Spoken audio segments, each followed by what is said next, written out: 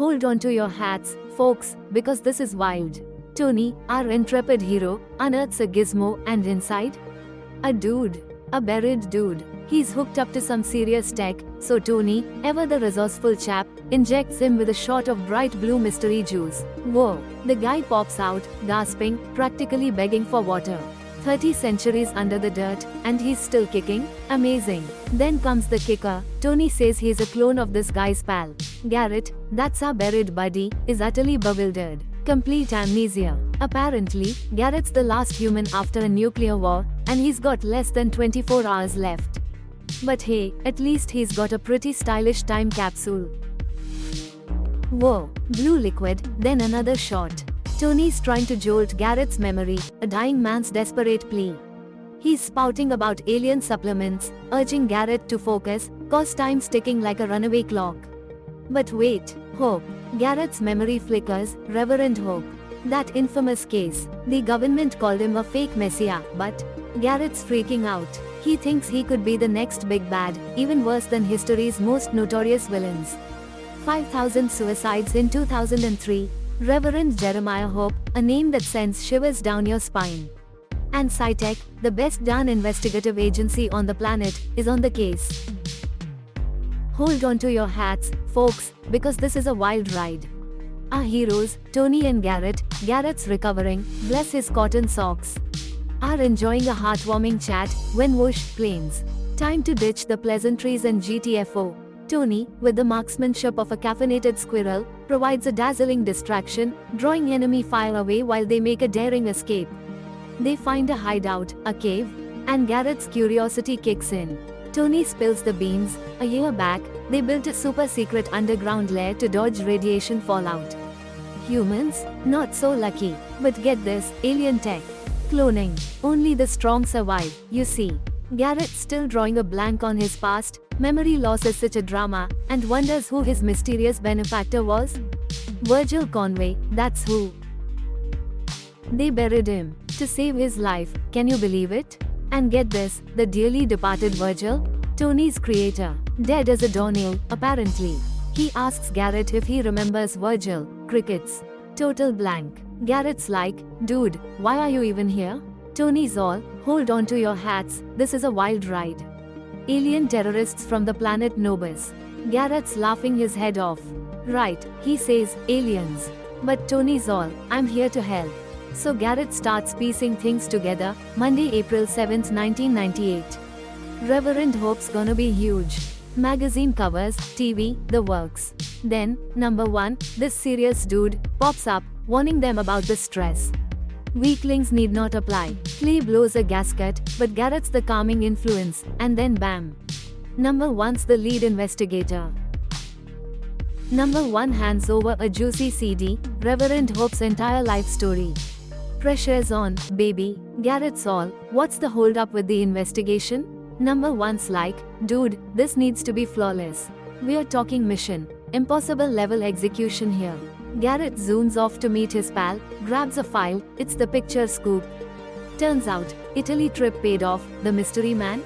Virgil Conway. And bam, a photo of Virgil's girlfriend, Rosa. His buddy's gonna call Conway tomorrow.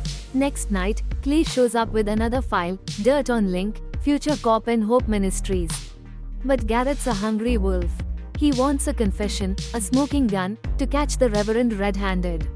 His friend saw this coming, says Virgil spilled the beans, someone from Future Cop's delivering a package to number 1 tomorrow night. Oh boy, this is getting good. $2 million in cash? Garrett's practically drooling. This is huge evidence, folks, a morning delivery to Heinz that'll either make their careers, or end them. The pressure is on. Then bam, nighttime. Clay catches number 1, briefcase in hand, about to meet Star. Gunfire, a knife fight, chaos. Clay's down, but not out, because Garrett, our action hero, bursts in, gun blazing. He snatches the briefcase, expecting a fortune, but finds a blue liquid. Cut to the office, massacre. Everyone's dead except Jenna. She spills the beans, number 1's still alive? Garrett's stunned, he's sure he shot the guy. Jenna faints. Our hero scoops her up, and you're left hanging, because number 1, somehow, pops back up, demanding that briefcase. Garrett's defiance? That's a cliffhanger for the ages. Whoa! Jenna leaps up, screaming, he's back. The number one. The same guy who offed my buddy. Bullets fly, Garrett's unloading, but number one? Unfazed. Gets up every time. Seems that Blue Goose got some serious superpowers. Garrett, ignoring number one's desperate warning, guzzles it down. Big mistake. He's down, foaming at the mouth, a total wipeout. Jenna, eyes blazing, aims her gun, but bam. Number one's got super speed. He's grabbing that chip, information is power, baby. Then thwack. Jenna's out cold. He's outed there, leaving only a cat, who's clearly judging him, in the dust. Suddenly, flash. He's in a new location, facing some dude who he hands the chip to. Next brains a big wig, the guy says, Garrett was a warm-up act. And with a briefcase swap, number one's off to his next target. Hold on to your hats, folks, because this is a wild ride. Killer number one and Garrett, after a massive argument, things get messy. Number one offs a guard who, let's just say, had terrible timing with a gun. Then, the interrogation begins. Number one's all, Garrett, you drank that death juice, how are you not dead? Turns out, Garrett's not just alive, he's supercharged. Stronger than number one. Garrett explains he's the only one who survived the concoction, making him number one's only hope.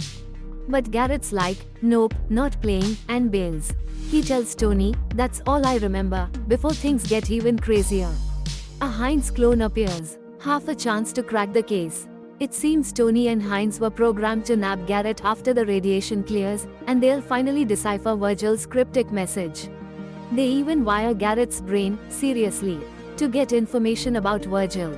Garrett remembers a drawing, an imaginary planet Virgil called Noah's. And then Revlon drops the bomb. 5 minutes. 5 minutes to what? Hold on to your hats, folks, because this is a wild ride. A devastating earthquake's about to hit Southern California, but that's nothing compared to what's about to happen. Virgil, clutching a mysterious blue liquid, finds himself facing a mob. A brawl erupts, ending with the bad guys tied up tighter than a drum. Then, bam, a shocking betrayal. Turns out Virgil's an alien from planet Nobus, part of the Marukan army, and this whole thing is a plot by the big bad alien boss, Alatar, to turn Earth into his personal weapon factory. They're even using humans like Revlon, who's totally under Alatar's thumb. We're talking brain erasing, cremation, and a seriously high-tech weapon that almost took out the Nobus homeworld itself.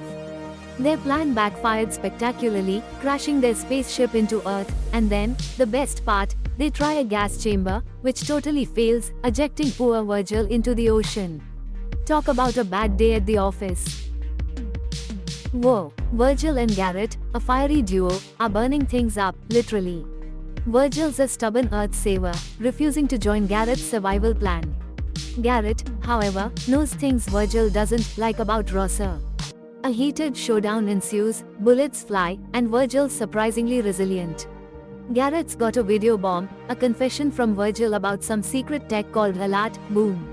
Ross is crushed. Then, a twist. Garrett sweet talks Virgil into helping him win Rosser back, but Virgil's already predicting failure.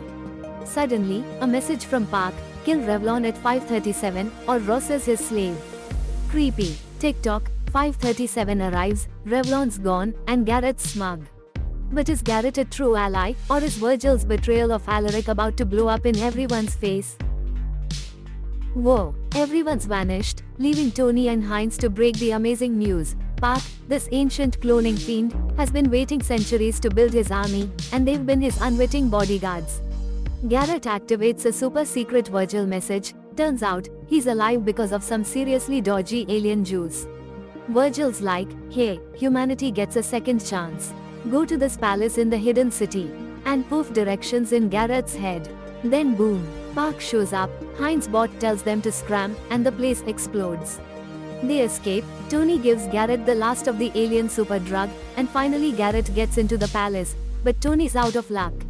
Queen Alona's like, second chance. But first, you gotta off yourself to time travel. Aliens are attacking, people are dying, and Tony's still fighting for his life. Hold on to your hats, folks, because this is a wild ride. Garrett's battling aliens, alongside Park, only to witness a shocking betrayal. Park offs Tony and Ilona, but not before Ilona gives Garrett a mind-blowing necklace. Park demands Garrett's DNA, promising life, but our hero refuses, launching into an epic showdown. Garrett wipes Park's memory, blasts him, and then stabs himself. He wakes up in 1880 Tombstone, naked and wounded. A kind soul, Carol, nurses him back, and he learns he needs to reach the president. But the sheriff's less than thrilled with this time-traveling tale, leading to a shootout and a jail cell. This is one story you won't want to miss. Hold on to your hats, folks, because this story is wilder than a Bronco stampede. Sheriff, all alone, gets the lowdown on Garrett's past, and believe me, it's a doozy. Then, bam, a telegram. Park, a total maniac, is on a rampage in New Mexico, and he's headed their way. They hunker down, waiting for the inevitable showdown. Park bursts in, demanding Garrett's release, threatening to turn the whole town into a bloodbath. He even hires cowboys for $1,000. Garrett tells the sheriff, "Capture me? Nah, you'll need a flamethrower." So the sheriff, wisely, lets him loose. The ensuing battle, a whirlwind of bullets and fury. Only Garrett and Park survive, but not for long. Garrett takes himself out, taking Park with him. And then, poof, he's back in the future, getting some mysterious liquid from a mysterious car. The end. Did you love it? Subscribe for more wild rides.